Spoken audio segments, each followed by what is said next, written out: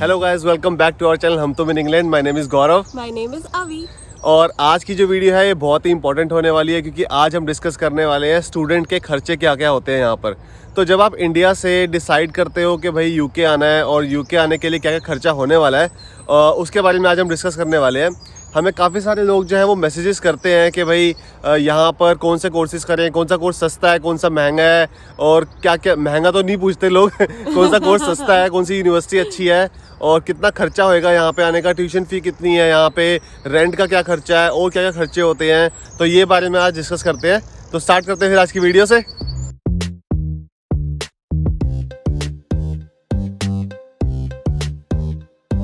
आज की वीडियो का सबसे पहला जो पॉइंट मैं डिस्कस करने वाला हूँ वो ये है कि जब आप इंडिया में होते हो तो आप डिसाइड कर रहे होते हो कि भाई यूके जाना है, और यूके जाना है तो कौन सा कोर्स करना है, कौन सी ऐसी यूनिवर्सिटी है जहाँ पे लो ट्यूशन फी होती है, कौन सा ऐसा कोर्स है जहाँ पे लो ट्यूशन फी होती है। सो डिफरेंट फैक्टर्स होते हैं। सो कुछ लोग क्या करते हैं, कुछ लोग अच्छे होते हैं रिसर्च करने में, तो उनको रिसर्च करना पसंद होता है, तो वो अच्छे से रिसर्च करके अपनी यूनिवर्सिटी और अपना कोर्स जो है वो डिसाइड कर लेते हैं।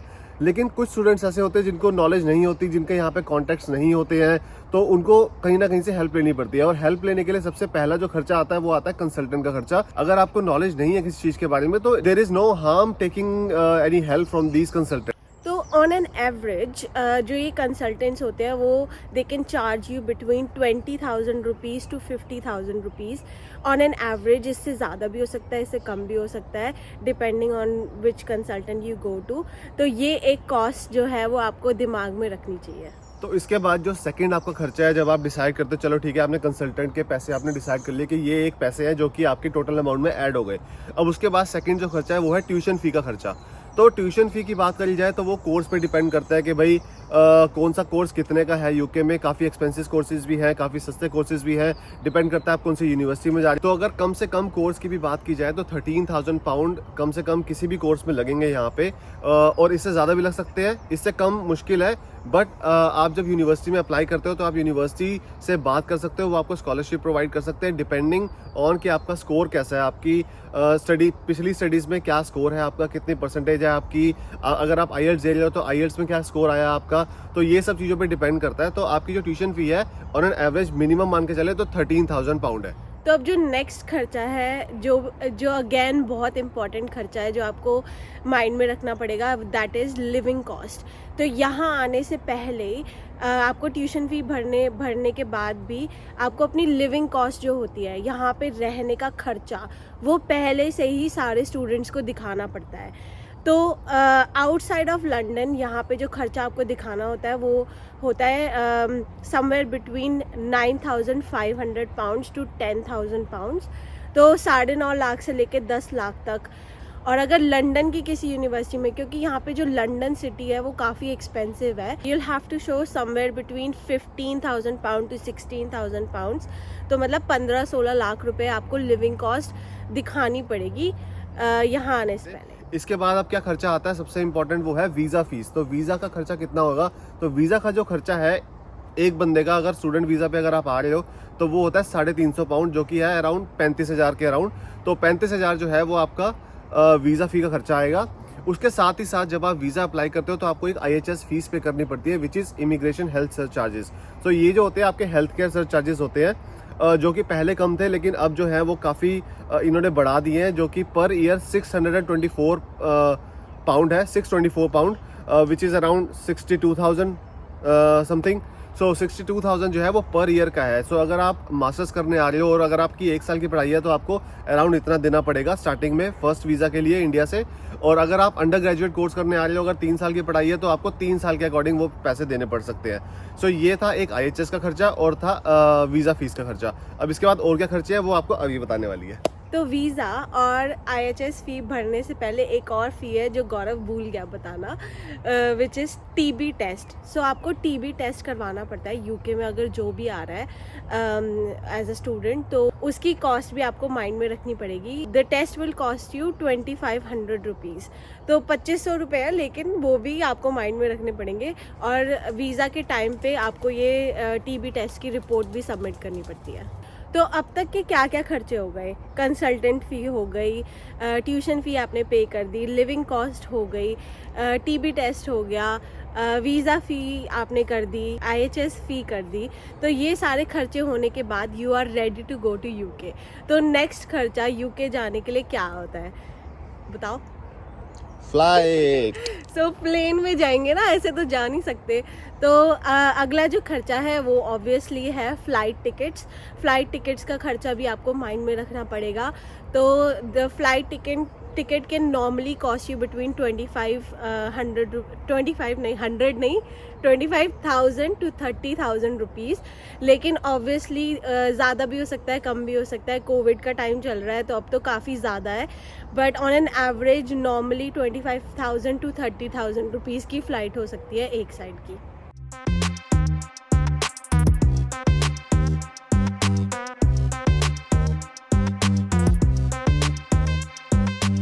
सो इसके बाद जो नेक्स्ट खर्चा आता है वो आपका आता है रेंट का खर्चा, कि यहाँ पे अगर आप आते हो तो आपका रेंट कितना लगेगा। लेकिन रेंट का खर्चा डिस्कस करने से पहले मैं एक चीज़ आपको बता देता हूँ। जो लंदन में जो रेंट है वो डिफरेंट है और जो आउटसाइड ऑफ लंदन है वो डिफरेंट है। तो अगर आप आउटसाइड ऑफ लंदन आ रहे हो किसी भी यूनिवर्सिटी में, तो ऑन एन एवरेज आप लेके चल सकते हो कि 400 से 600 पाउंड पर मंथ का आपका रेंट पड़ेगा।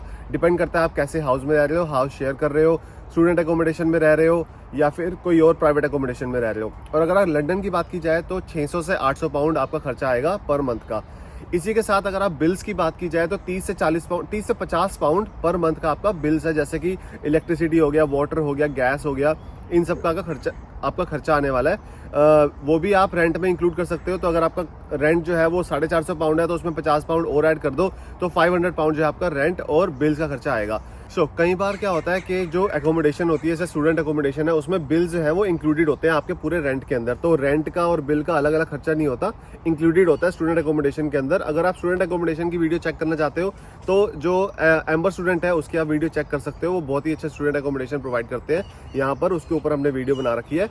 और दूसरी बात यह है, सबसे इंपॉर्टेंट चीज़, जब आप यहाँ पे आते हो, रेंट अगर आप सोच रहे हो कि चलो ठीक है 500 पाउंड आपका रेंट है फॉर एग्जांपल आपने ले लिया, लेकिन 500 पाउंड के अलावा फर्स्ट मंथ में आपका एक्स्ट्रा खर्चा भी हो सकता है। एक्स्ट्रा खर्चा की बात की जाए तो एक मंथ और आपको डिपॉजिट देना पड़ सकता है। जैसे 500 पाउंड आपका रेंट प्लस 500 पाउंड आपको डिपॉजिट देना पड़ सकता है। तो इसको भी ध्यान में रखना और थोड़ा बहुत अपने साथ आप कैश लेके आना, ताकि स्टार्टिंग के टाइम पे आपको कैश की जरूरत पड़ सकती है, तो आपको कैश से आप पे कर सकते हो यहाँ पर। एकोमोडेशन बुक करने के लिए हमारी वीडियो डिस्क्रिप्शन में जो लिंक है उस लिंक पे क्लिक करना। सो आपको ये वाला पेज दिखेगा, यहाँ पर आप ऑलरेडी देख सकते हो हम तुम इन इंग्लैंड लिखा हुआ है।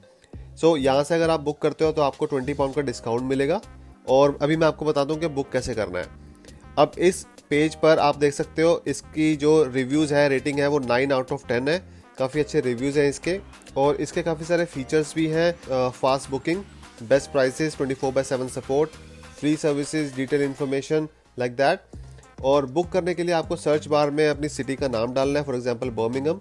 और यहाँ पर काफ़ी सारे आपके लिंक्स खुल जाएंगे, जैसे कि ये सारे एम्बर स्टूडेंट की तरफ से हैं। आप इसमें से जो सा भी आपको सूटेबल लगता है उस लिंक पे आपको क्लिक करना है। बुक करने के लिए बस आपको लिंक क्लिक करना है और वहाँ पर आप देख सकते हो कितने सारे प्राइजेज आ रहे हैं। कुछ ऑफर्स भी अवेलेबल हैं, जैसे कि 50 GBP Amazon gift card.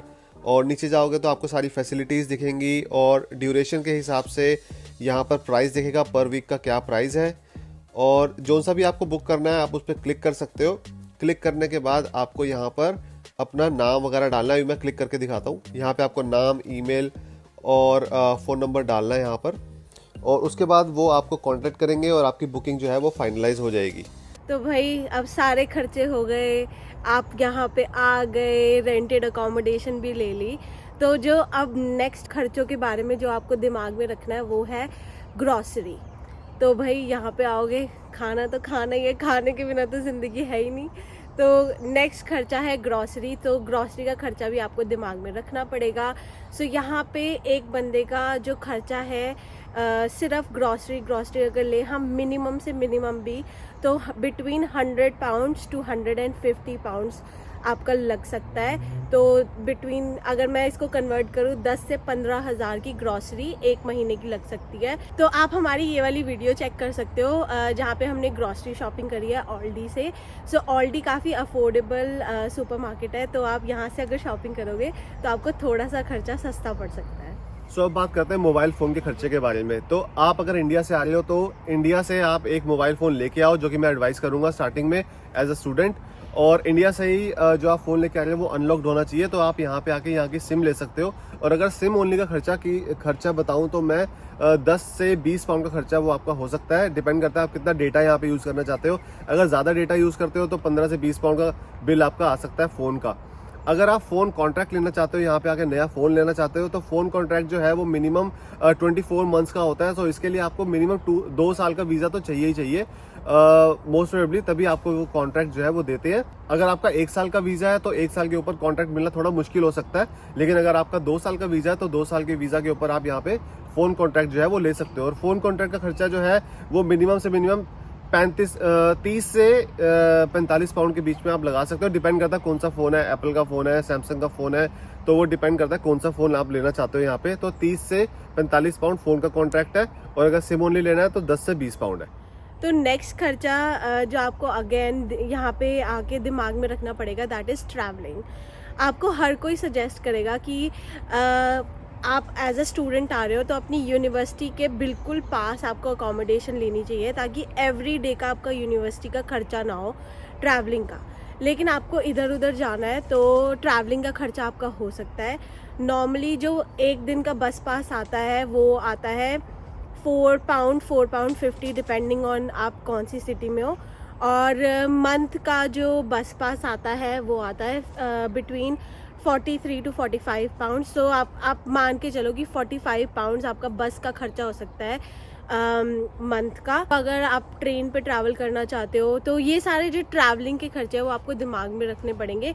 Train पे ट्रैवल करना थोड़ा एक्सपेंसिव हो सकता है, तो ट्रैवलिंग का खर्चा भी आप लोग दिमाग में रखो। हम आपको एग्जैक्ट नहीं बता सकते कि कितना खर्चा होगा, वो तो अगेन आप जितना ट्रैवल करोगे उतना ज़्यादा खर्चा होगा। बट एक एडवाइस ये है कि यूनिवर्सिटी के पास अकोमोडेशन लो, ताकि आपका जो ट्रैवलिंग का खर्चा है वो थोड़ा बच सके।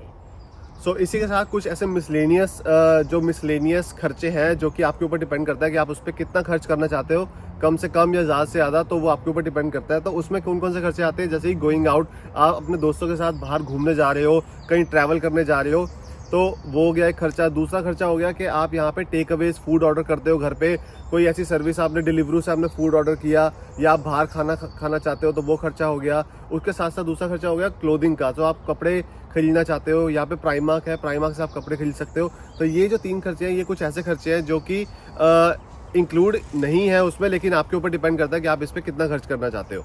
तो ये थे सारे खर्चे जो एक स्टूडेंट को दिमाग में रखने चाहिए from start to end, India से लेके यूके तक। और यूके में आने के बाद भी ऑब्वियसली आपका खर्चा होएगा ही होएगा। और ये वैसे मोटा मोटा खर्चा है, इसमें कुछ चीजें और भी ऐड हो जाएंगी। आप देखना, आप यहाँ पे जब आओगे तो कुछ ना कुछ ऐसी चीजें होंगी जो हमने नहीं बताई है, जो मिस हो जाती है, वो ऐड होती जाएंगी। तो ये तो आपका मोटा मोटा खर्चा था ही। आई थिंक और खर्चा क्या होता है, लाइफस्टाइल का खर्चा होता है ना। आप और ज़्यादा शॉपिंग कर सकते हो, आप और ज़्यादा घूम सकते हो, तो उन चीज़ों में ही पैसे लगते हैं। बेसिक खर्चा यही है। सो वी होप आपको ये वीडियो पसंद आई हो। जो भी स्टूडेंट्स यहाँ पे आना चाह रहे हैं, सितंबर इनटेक अभी आने वाला है, तो उनके लिए ये वीडियो काफ़ी यूजफुल हो सकती है। तो प्लीज़ अगर आपको ये वीडियो पसंद आई हो तो लाइक करना और शेयर करना अपने और भी फ्रेंड्स के साथ और फैमिली के साथ, अगर कोई यहाँ पे आना चाहता है पढ़ने के लिए। और क्या करना है, हमारे चैनल को सब्सक्राइब करना मत भूलना गाइज। और आपके सपोर्ट से ही हम आगे आगे नई वीडियोस लाते रहते हैं, और आपका सपोर्ट जो है वो बहुत ज़्यादा इंपॉर्टेंट है। सपोर्ट करिए हमें, और सपोर्ट करते रहेंगे तो अच्छी अच्छी वीडियोस हम बनाते रहेंगे। तो ये थी आज की वीडियो, और मिलते हैं अब नेक्स्ट वीडियो में। बाय।